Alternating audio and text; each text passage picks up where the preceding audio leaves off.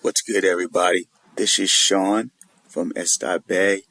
This is podcast number 2, The Dark Side of Authenticity.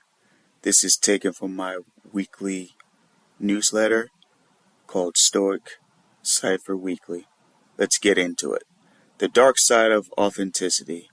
Here's a quote by Niccolo Machiavelli. The vulgar crowd is always taken by appearances, and the world consists chiefly of the vulgar. Once again, that was Niccolo Machiavelli. Let's get into the article. We often praise authenticity. In a previous newsletter, we covered the benefits of being your true self, but today we're going to take a hard look at the shadow side of authenticity, especially in the modern age. Does being authentic make you predictable? Can it put a target on your back? Are there consequences for being too real in a world that thrives on illusion? The truth is, some people see authenticity not as admirable, but as an opportunity. If you're the type who wears your heart on your sleeve, someone with manipulative tendencies might see you as an easy prey. The wolf in sheep's clothing still roams. Think about it. If someone can predict your behavior, personality, traits, and routines, don't you become easier to exploit? Authenticity and transparency, a dangerous mix? In today's culture, especially on social media, there's pressure to be not only authentic, but also transparent. People are led to believe they must share everything, their wins, losses, options, traumas, relationships. But is this healthy? Is this safe? A quick search of your favorite rapper, influencer, or athlete often reveals the price of so-called transparency. Blackmail, robbery, scandals, or worse. The line between authenticity and overexposure is razor thin. Could privacy be the shield that protects your authenticity?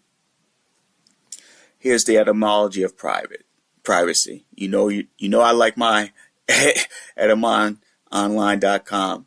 So here's the etymon of private. It's a noun. It's from 1590s.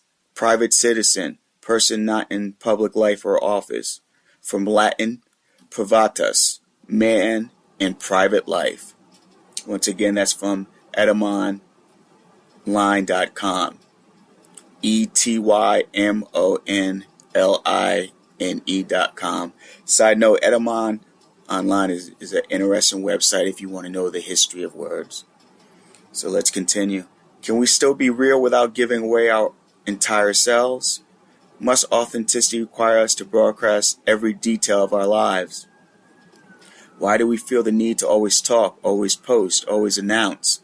And why are we surprised when oversharing opens the door to chaos? Here's the etymology of silence. It's a noun. It came around the 1200s. A forbearing from speech, from Latin, silentium, of being silent. And that's from etymononline.com.